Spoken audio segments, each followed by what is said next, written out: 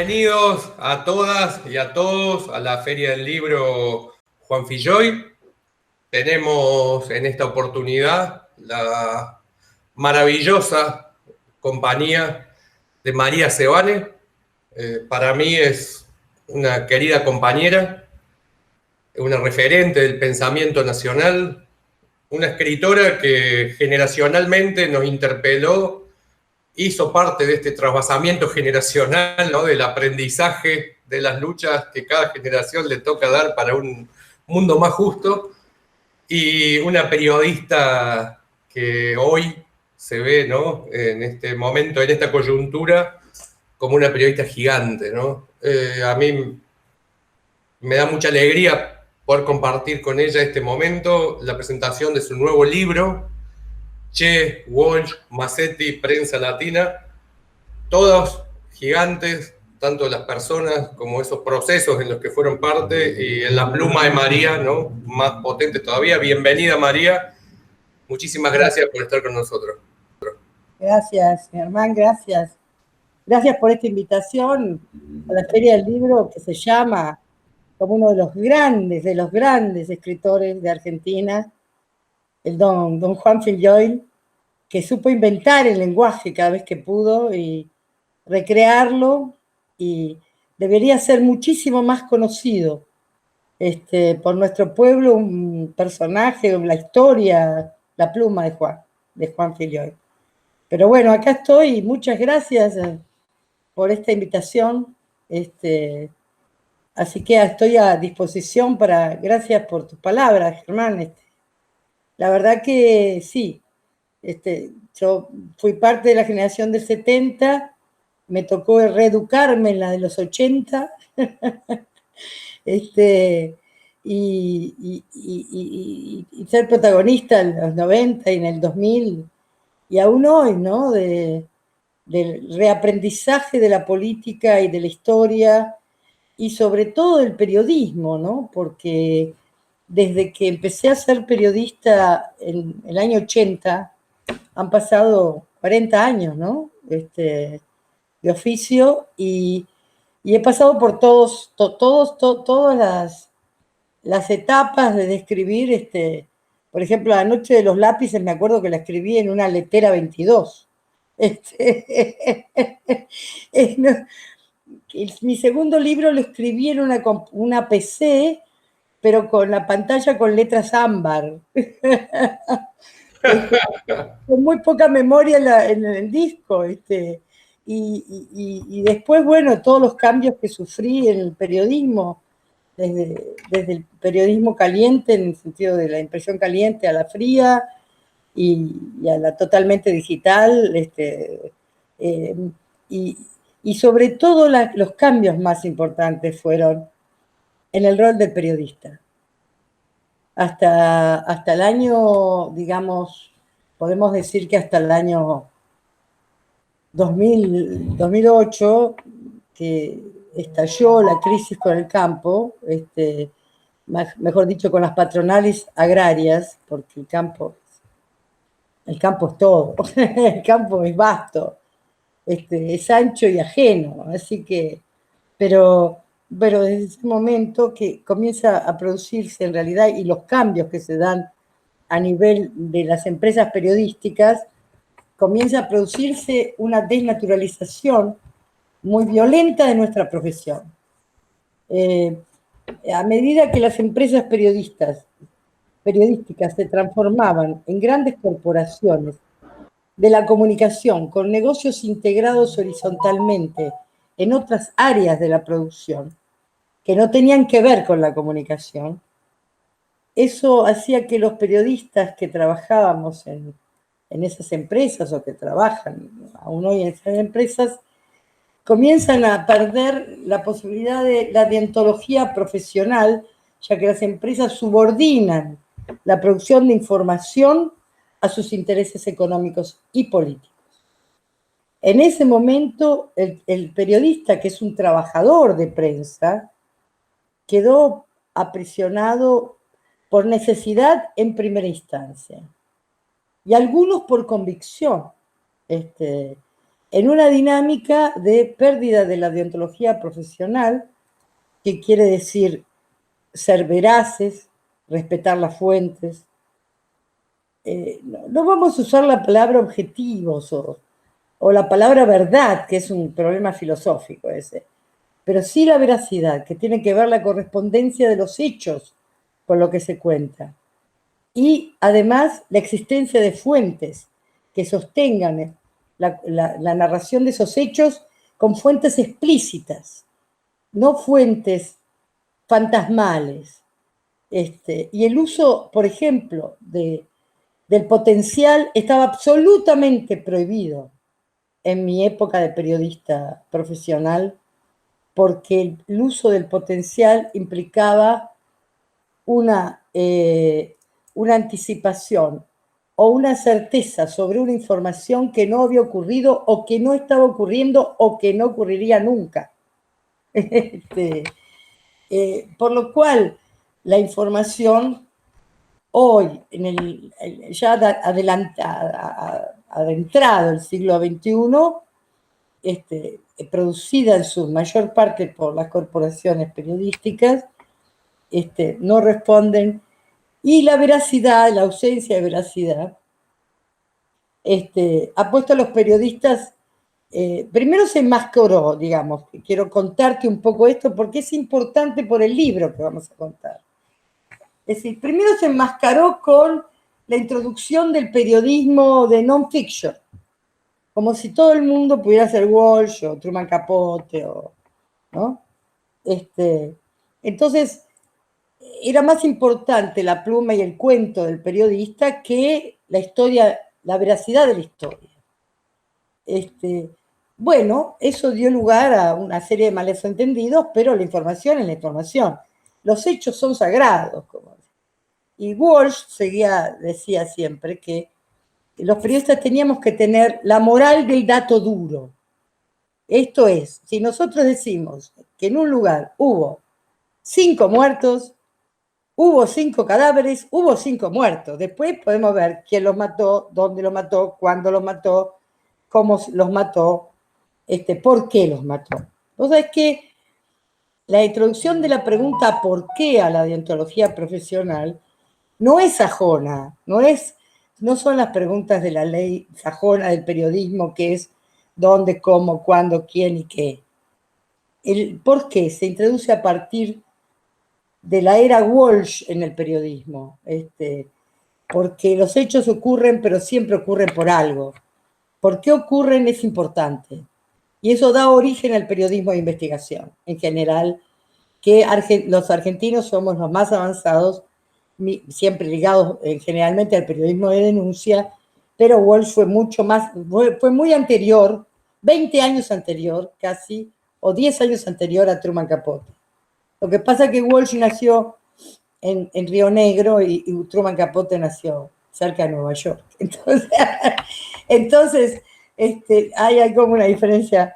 Pero bueno, lo que quería decirte que, ahora bien, el periodista puede ser indiferente a los acontecimientos, puede no dar su opinión. No, es que yo creo, como dijo Massetti, que los periodistas somos objetivos, pero no somos indiferentes.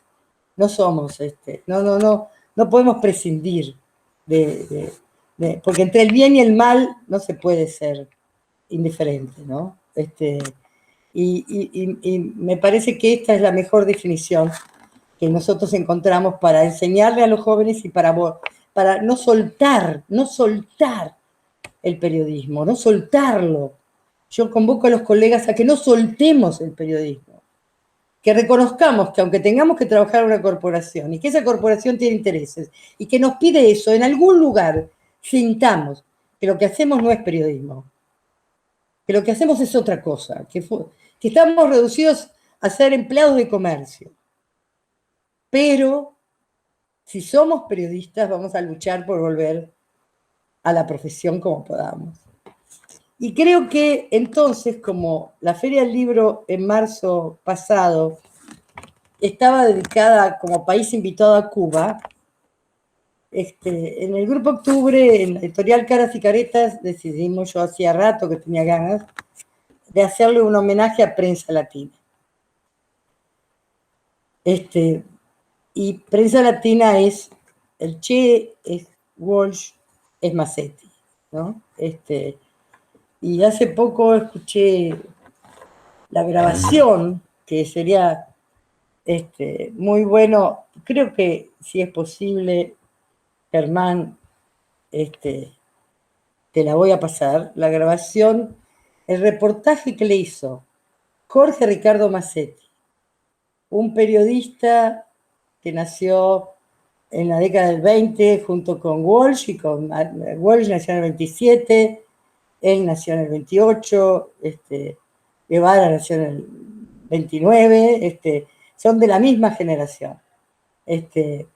Y él le hizo, él trabajando en el Radio El Mundo, donde él fue el primer periodista que subió a la Sierra Maestra, en Cuba, hacerle un reportaje a la guerrilla, al movimiento 26 de junio, que era el grupo guerrillero que encabezaba Fidel Castro, para luchar contra la dictadura de Batista. Él logra hacer una gran, Walsh lo definió como una de las grandes hazañas del periodismo argentino.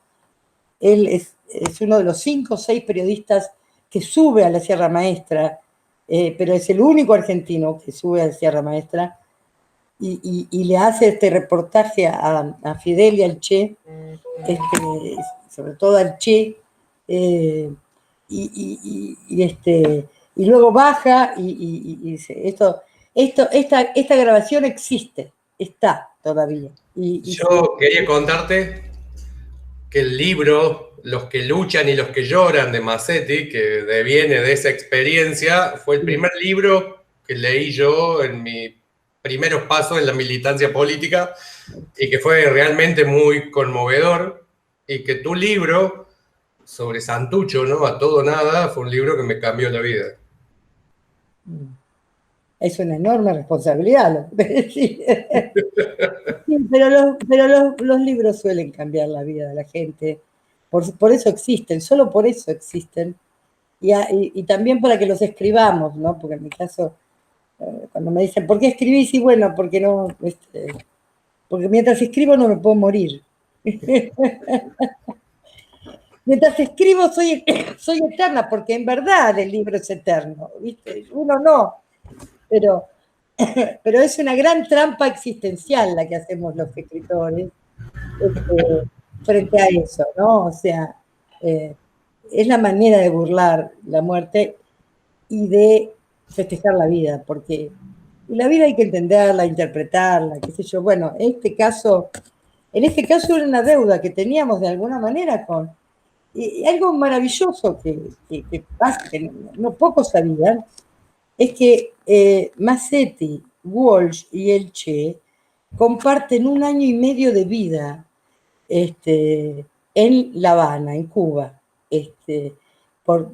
Vienen por distintos caminos, pero bueno, Massetti y Walsh se conocían y tienen un derrotero similar y un fin heroico los 3, ¿no? Heroico en el sentido, no porque uno festeje que la muerte, aunque sea a los tiros, heroica, sino porque un final heroico porque fueron absolutamente fieles a sus convicciones y pagaron con su vida por eso. Entonces, a mí me parece que América Latina está llena de eso, está llena de sus héroes.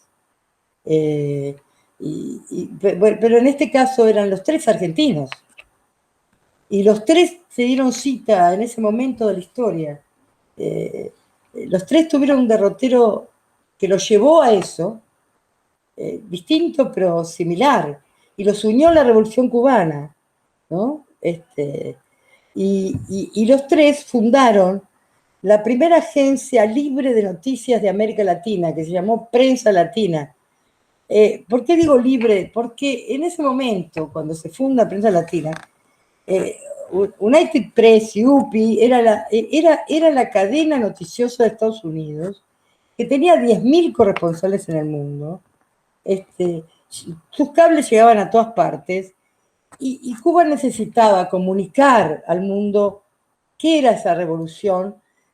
Cuando Fidel Castro y el Che y el movimiento 26 de julio y Camilo Cienfuegos y tantos héroes de la Revolución Cubana comienzan a luchar Ahí se suma, Ernesto Che Guevara se suma en México, ya los conocía desde Guatemala, pero se suma en México, Ernesto dentro de su periplo, se suma como médico de la excursión del Granma a Cuba, y en el marzo del 58, Massetti, que ya conocía a Walsh desde la década del 40, porque habían compartido el movimiento nacionalista,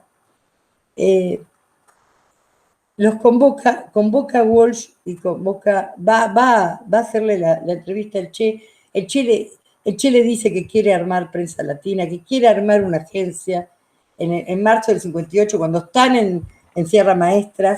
Así que en enero del 59, cuando el 1 de enero triunfa la Revolución Cubana, Massetti viaja a La Habana con los padres del Che.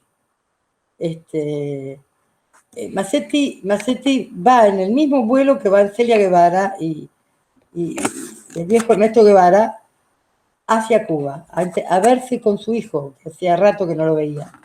Y Massetti va en ese avión y se queda en Cuba. Y 20 días después, Fidel, en enero del 59, 20 de enero, 22 de enero, hace una conferencia, que se llama Operación Verdad, en donde está Massetti, está el Che, donde dicen los periodistas, Cuba quiere informar al mundo de qué se trata su revolución. Bueno, al poco tiempo del triunfo de la revolución, Walsh viaja. Walsh es convocado por Massetti. Y otro periodista, era un grupo de periodistas que con Rogelio García Lupo, con Jorge Timosi, se reunían en el bar La Paz, ¿no? Entonces eran conocidos. Entonces, ahí los convocan a García Lupo, al uruguayo Carlos María Gutiérrez, que fue director de Marcha, un periodista extraordinario de Uruguay, y a Jorge Timosi, que terminó, un poeta que terminó Aquino, y es más, Quino, el personaje de Felipito de Quino es Jorge Timosi, por sus dientes hacia adelante, porque Jorge era poeta, entonces un soñador, y bueno, y ellos van hacia Cuba, y Walsh le piden que abra la corresponsalía en Río de Janeiro. Entonces, de paso va hasta Río de Janeiro. Walsh cuenta esa historia en sus papeles, muy interesante, en su obra periodística, y llega a La Habana y comienzan a armar Prensa Latina con Massetti, con el Che, con máquinas extraordinarias que les da la Unión Soviética en ese momento. Intentan abrir las corresponsalías, abren la corresponsalía en Uruguay, en Buenos Aires, en Río de Janeiro, en Chile. Y bueno, y así comienza la historia de ellos en La Habana, que bueno, Walsh es un par de años. Si ustedes ven la foto de tapa del libro, que vos la tenés, ¿verdad, Germán? En esa foto no existió nunca.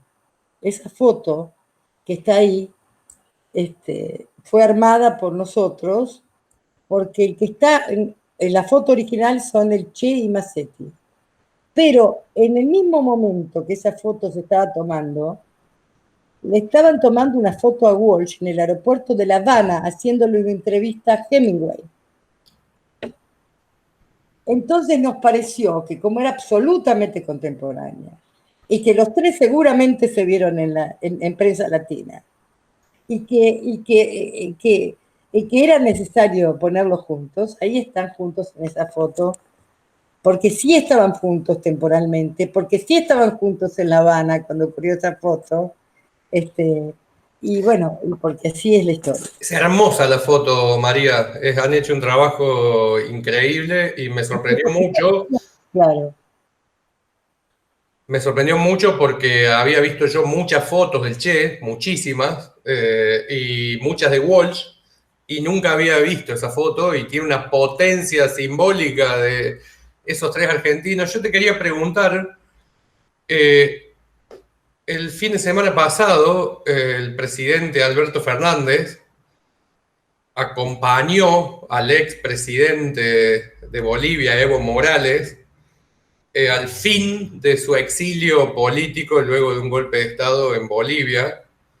Y para mí fue el acto político más humano y más hermoso que vi y me conmovió realmente mucho y me pareció todo lo opuesto al intervencionismo, ¿no? A cómo un pueblo puede ser solidario con un pueblo hermano, cuidando a su democracia, a sus dirigentes, a los estandartes de un proceso de transformación. Y si veías algún paralelismo, ¿no?, entre ese pueblo solidario argentino con un pueblo boliviano, de esos argentinos, ¿no?, involucrados en un proceso de transformación latinoamericana como Cuba. Sí, claro, porque lo que hay ahí es el latinoamericanismo. Hay un espíritu, aún me emociona decírtelo, porque ver esas imágenes del regreso de Evo, saber que nuestro presidente le salvó la vida junto con AMLO, con Manuel López Obrador de México, país que yo amo porque estuve exiliada en México y soy orgullosamente argemex.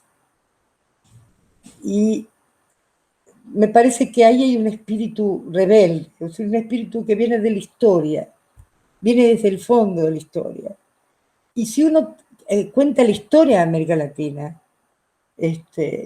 uno va a encontrar siempre estos personajes, estos líderes, estos dirigentes que unen la historia, que sienten que luchar en un país o defender los intereses de un país es como defender sus propios intereses. Hay una hermandad latinoamericana que primero nos da la lengua y segundo la historia. Y a mí me parece que esa imagen de Alberto acompañándolo hasta la frontera, a Evo, despidiéndolo, es muy conmovedora. Es conmovedor ver las multitudes de colores, a nuestros pueblos indígenas, a nuestros collas, ver esa hermandad que tiene que ver con la historia latinoamericana.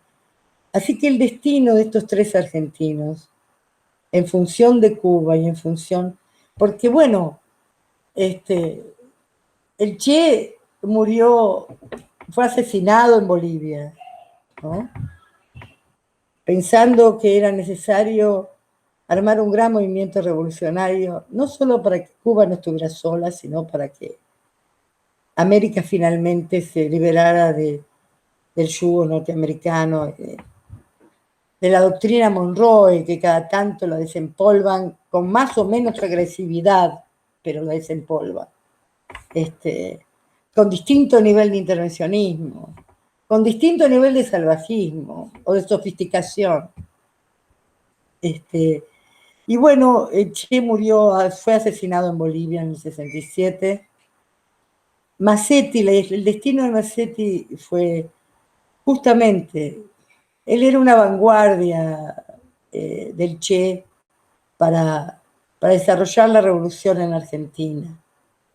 Y en el año 64, Massetti desaparece en la selva salteña después del fracaso del foco guerrillero. y nunca más se sabe de él, como dice Walsh en el prólogo de Los que luchan y los que lloran después. Bueno, se disolvió en la selva. Y 10 años después, en marzo del 77, luego de escribir esa pieza maravillosa del periodismo, que fue la carta abierta a la Junta Militar de Rodolfo Walsh, el 25 de marzo del 77, Walsh es asesinado por una patota de la Escuela de Mecánica de la Armada cuando iban a secuestrar. El destino trágico de los tres es también un destino luminoso, porque lo trágico no puede ser siempre oscuro, al contrario. No, a veces en la tragedia, los griegos, en las grandes tragedias griegas, los griegos mostraban la potencia de la cultura y la potencia de los sentimientos y la potencia de las tradiciones. Si uno piensa, qué sé yo, algunas tragedias griegas, y entonces, y también en el caso del fin trágico de estos hombres fue también luminoso porque, bueno, por el compromiso latinoamericano, por lo que habían hecho, por su obra, en fin. El Che también amaba el periodismo porque tuvo que dedicarse a ser ministro de Economía de Cuba y ministro y a pelear en la revolución, pero su objetivo era, creó varias revistas, Bohemia y otras revistas que Verde Oliva, que eran revistas que él quería crear para unir a la revolución. Y el rol de Walsh en Cuba fue tremendo, porque Walsh tenía la pasión de la criptografía. Y gracias a esa pasión, que yo en el libro la cuento, porque la cuenta García Márquez, cuentan varios sobre cómo fue eso, García Lupo, cuentan que él, analizando unos cables de Tropical Fruit, que era una compañía norteamericana que tenía su lugar en El Salvador y en Guatemala, descubre a través de cable dónde iban a invadir los norteamericanos en el 61 contra la Revolución Cubana, para no dejar estabilizar la revolución. En Guantánamo, digo, perdón, en Playa Girón, decimos nosotros, Bahía Cochino, dicen ellos. En Playa Girón, perdón. En Playa Girón. Entonces, bueno, Walsh decodifica cuándo y a qué hora iba a ser la invasión. Y eso ayuda a los cubanos a prepararse. Y bueno, o sea, ellos tres hicieron una agencia de noticias potente. Por primera vez América Latina empezó a escuchar una voz distinta. Y bueno, y fueron fieles también a su oficio, a su profesión. Yo quería preguntarte, María, por la editorial Octubre, ¿no? Por el grupo Octubre, digo, me parece trascendente que vos como escritora tengas este libro con esta perspectiva desde el punto de vista del periodismo y de la mirada histórica de las cosas en una editorial como el Grupo Octubre, ¿no? Que es una referencia cultural, digo, caras y caretas, todo lo que los trabajadores organizados van conquistando, ¿no? En el ejercicio de sus derechos y que nos permite hoy disfrutar de tu libro entre tantas otras cosas. Sí, eso bueno, yo escribí varios libros ahí en Grupo Octubre, en realidad, sí, sobre todo porque Caras y Caretas del Grupo Octubre pertenece a los trabajadores de edificio, ¿no? Y es una gran potencia cultural gestionada por Víctor Santamaría, que entendió, un dirigente joven que entendió claramente que si hay algo que sostiene la cultura es la historia del movimiento obrero. Por lo cual, bueno, sí, hemos hecho otros libros como La biografía de Perón, la de Eva, perdón, y bueno, también este libro, y hemos hecho algunos que llamamos cuadernos, También hemos hecho cine, ¿no? Cine documental, el cine que hace historia, donde contamos varias biografías, la de la biografía de Haroldo Conti, la historia de John William Cook y el Seguren, bueno, en fin, de Borges, y, y bueno, entonces sí, estoy muy orgullosa de estar en el grupo. También soy, bueno, escritora, digamos, autora de Random House, ¿no? Que tiene toda mi obra desde La Noche de los Lápices en adelante. eh, y la verdad que bueno, que sí, que es importante poder tener el respaldo del Grupo Octubre para seguir haciendo todos estos libros, ¿no? Todas estas cosas que uno desea hacer, ¿no? En esta etapa en la que el feminismo, ¿no? y la hora de las mujeres las torna protagonistas indiscutidas, ¿te sentís una periodista más parecida a Massetti, a Walsh o al Che? A Walsh, a Walsh. A Massetti porque creo que en el sentido de su fuerte convicción de que somos objetivos pero no somos imparciales. Yo no soy una periodista imparcial. Ahora, no voy a violar nunca una fuente ni un dato. No voy a mentir nunca. Nunca lo hice y nunca lo voy a hacer. Y nadie puede decir en este país que yo alguna vez mentí o violé un secreto de fuentes o le atribuí a alguien algo que no hubiera dicho. O sea, creo que en ese sentido, creo en la moral de Alto Duro, creo que hay una generación de periodistas extraordinarios que pueden responder a eso. Yo creo que hay, uno de ellos es Ari Lijalat, por ejemplo, que creo que es un joven extraordinario en esta línea de Walsh, del dato duro, otra es Cecilia Fumagalli, que dirige la revista de Caras y Caretas, y hay unos cuantos colegas también de esa edad, de esa generación que nos sigue, de la cual fuimos maestros, que nos enorgullece muchísimo. Así que a mí me parece que sí, yo me parezco más a Walsh. Además, por ejemplo, La Noche de los Lápices es una inspiración sobre su Operación Masacre, claramente. Fue mi homenaje a Operación Masacre. Y fue mi primer libro, además. Fueron mis letras de emergencia también, ¿no? Y después, bueno, los otros libros, pero en general es así, me parezco más. Y con Massetti me identifico en eso, que yo no soy imparcial, ¿no? Ahora, objetiva sí.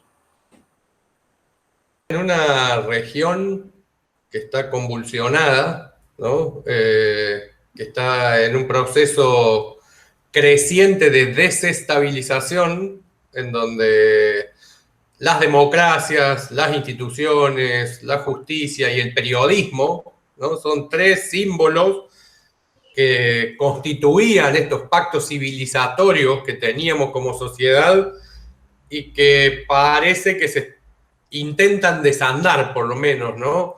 ¿Cómo ves para adelante el periodismo, ¿no? como un pilar en la construcción del sentido común, de las verdades en las que las sociedades nos aferramos para sentir esta hermandad, ¿no? entre nosotros y esta esperanza de vivir para construir un futuro mejor para las generaciones que vienen? Yo creo que sí, pues para eso hay que dar una gran batalla.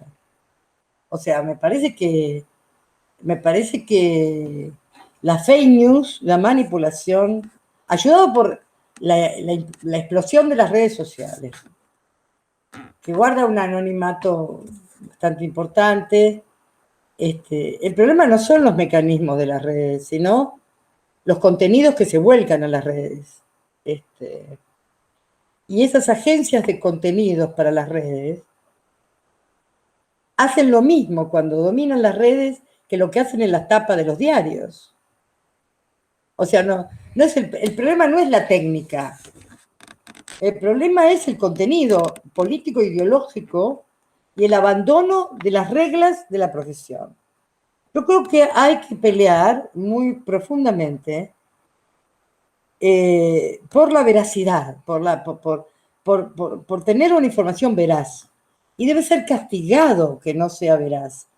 Porque si vos das una información que no es veraz, ya sea para comprar una mayonesa o para elegir presidente, el ciudadano está en riesgo de equivocarse,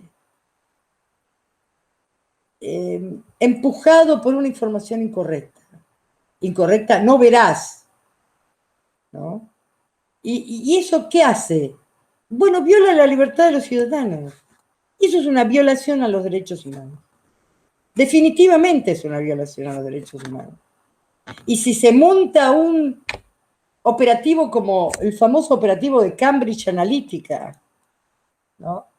Donde se descubrió que Facebook le vendió 50 millones de datos de su base de datos a una empresa que hacía campaña por el Brexit, o contra el Brexit, o a favor de, por ejemplo, acá, algunos servicios dados en la campaña electoral de Mauricio Macri. No lo desmintieron. No se sabe cuáles fueron esos servicios, pero sí no desmintieron que ellos los habían dado. ¿Para qué? Para poder manipular el sentido común de la gente, para poder violar la pobre inocencia de la gente, como dice León Chico en su himno, solo le pido a Dios. Entonces, esa vulneración de la confianza del oyente, del lector, del televidente, etcétera, manipulada, direccionada, intencionada, es una violación a sus derechos humanos. Y el mundo está discutiendo estas cosas. No hay que ser conspiration para pensar que el mundo lo está discutiendo.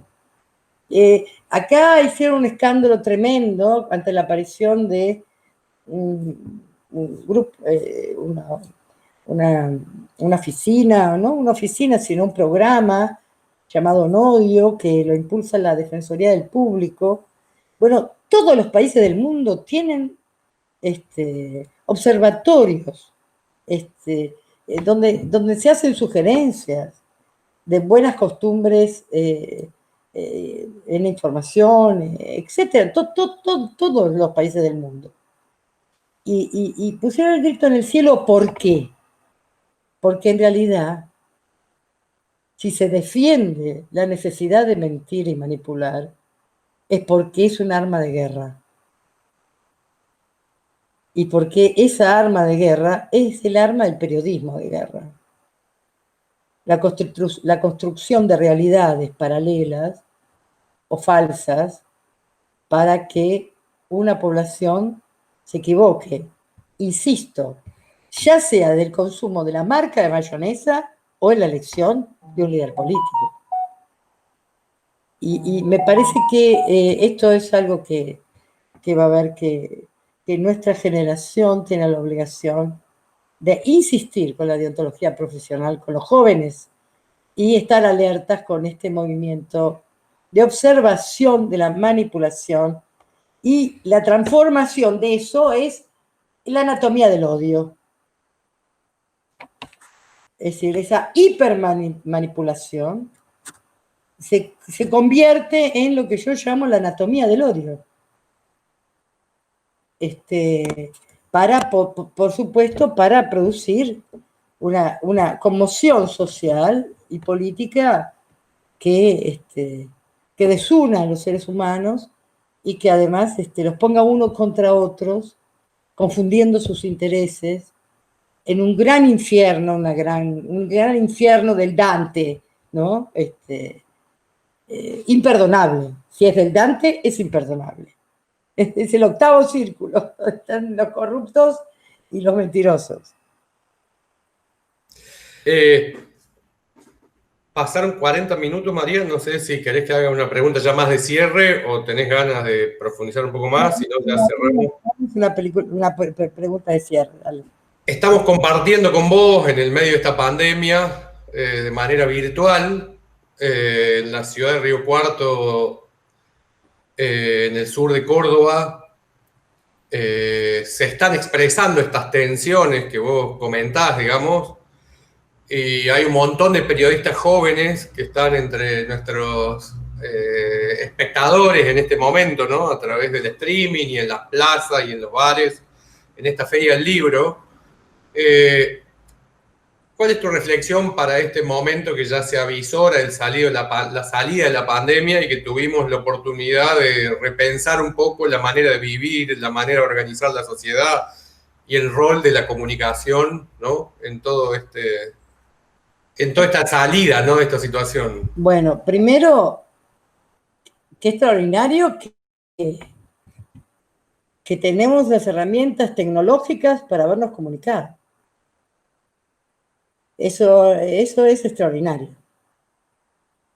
Qué extraordinario que tenemos un gobierno popular que puso límite al aumento de las tarifas de una herramienta que fue vital, es vital en pandemia.